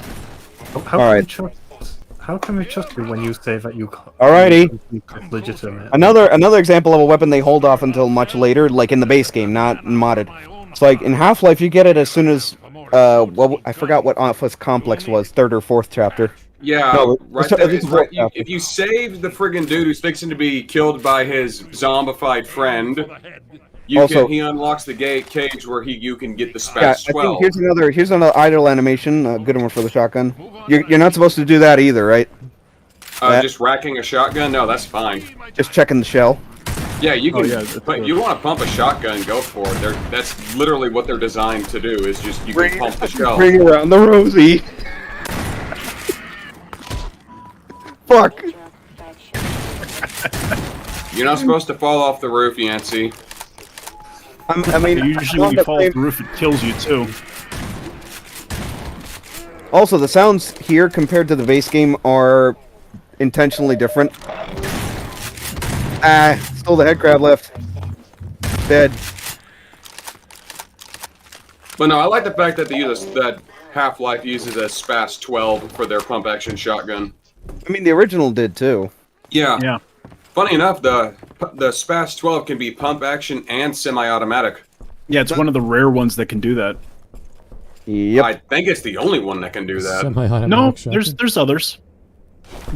I mean, the whole idea behind the Spaz was for police use. Those less than lethal shells, you know, like rubber bug, salt blast, beanbag, they're under pressured, so they don't cycle the action of a semi-automatic. So it's got the pump for it to work right. But when they're running lethal rounds, like slug and buckshot, well, then there's no hold bar. It can be either or. Exactly. But also, the Spaz 12 has been used in numerous action games and movies, most notably Terminator and Jurassic Park. Wait a minute. That you see them, close the door. Cool. But yeah, another shotgun that uses the same. You can convert between pump and auto is the Benelli M3. That's one funny detail about that. And Benelli M3. Okay, that's cool. Yeah. I guarantee it's expensive. Oh yeah, it's like $1,200 nowadays. Oh, God. Hey, you can't even find. Hey, the Spaz is even more expensive. I mean, the they don't make Spaz, them they anymore. never. I mean, Spaz is out of production, and they never even imported many into the United States to begin with. No, they did. Back in the 80s, they did. There's like, I looked it up online on Wikipedia. There's like, they said there's like 20,000 Spaz 12s in the United States. 20,000. Yeah. Interesting. Yeah, but they don't make them anymore. Franchi went out of business. I looked it up. Apparently because of the Clintons. Of course, it's the fucking Clintons. Well, because of the assault weapons ban. Because if you look at the Spaz 12, they tried to market it. Franchi tried to market it as a sporting shotgun, and people were like, "Are you fucking kidding me?" Yeah, it's called the Sporting Purpose Automatic Shotgun. Yeah, and there's nothing sporting about it. I mean, the It's a intentional tactical design shotgun. and the intentional design was for police use. Exactly, but the police never like picked it up. From what I've heard, the Spaz 12 wasn't even particularly a very good shotgun. It was like real It finicky. had a weird reload. Like you had to like hold like a lever down, and then like pull the action back, and then load it. Yeah, like From I've what I heard, understand. like from people I've heard talked to about, like people have said it's real finicky.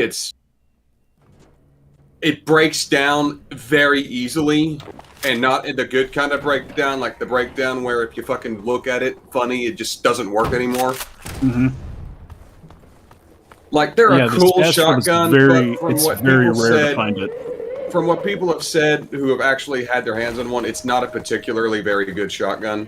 Right. Like you're better off with a Mossberg or a Remington pump, or if you just want a Exactly. semi-automatic shotgun, again, rip Mossberg, Manelli, Remington. Mm-hmm. The thing about the Spaz is the cool factor, because it's a cool looking shotgun. Yeah. And it is. Where's the oh? It's just like a really cool looking semi-machine gun. Is a MP90. Yeah, I think it was the reason why it was so popular is because it looked like something like from the future. The Spaz 12. Yeah, and also Terminator. I think it was the second Terminator movie that used it. The first one. Yeah, Terminator and Jurassic Park both used the